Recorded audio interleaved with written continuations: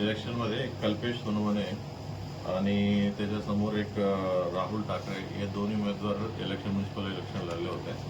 आज नेमका काहीतरी कॉर्पोरेशनचे टेंडर निघाले होते मध्ये, त्या विषयावर दोन्ही उमेदवार आणि त्यांच्यासोबत 10 ते 12 लोक त्यांनी शेंडीपेठ पोलीस स्टेशन हद्दीमध्ये त्यांचं रोडवरती त्यांचं भांडण झालं होतं. त्यांनी दोन्ही पार्टीला एक दुसऱ्यांचं मारहाणचं वगैरे झाले होते. मग त्या संदर्भाने पोलीस स्टेशनला दोन्ही लोकांना पोलीस स्टेशनला आणले होते.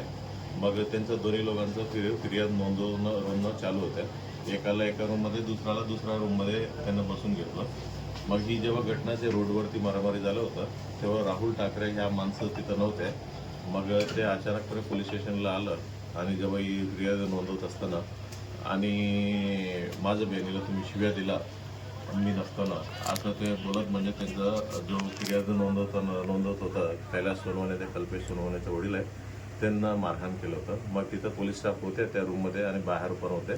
ते पूर्ण सिच्युएशन 2-3 मिनिटामध्ये आवरण्यात आलेलं आहे आणि दोन्ही पक्षाच्या लोकांचं FIR नोंदवणं चालू आहे आणि त्यांचं म्हणण्यानुसार FIR दाखल करू आणि पोलिसांतर्फे देखील आम्ही FIR नोंदवणार आहे आणि अरेस्ट आणि पुढील कारवाई आम्ही करणार आहे. सर किती जखमी किती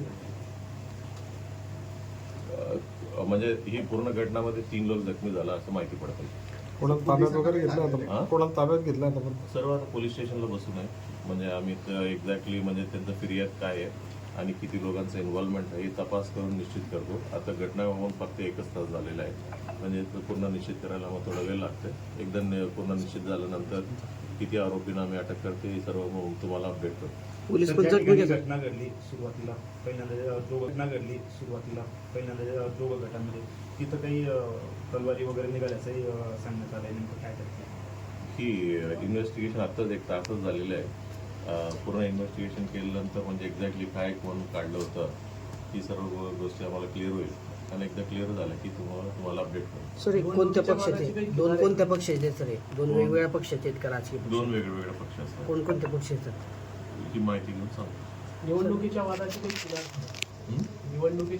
काही किनार आहे काय आजच्या महाराष्ट्रात? म्हणजे जेव्हा निवडणूक झालं होतं बट जे प्राथमिक इन्फॉर्मेशन असं आहे की म्हणजे दोन्ही जे उमेदवार आहेत म्हणजे जे जिंकलेला आणि पडलेला दोन्ही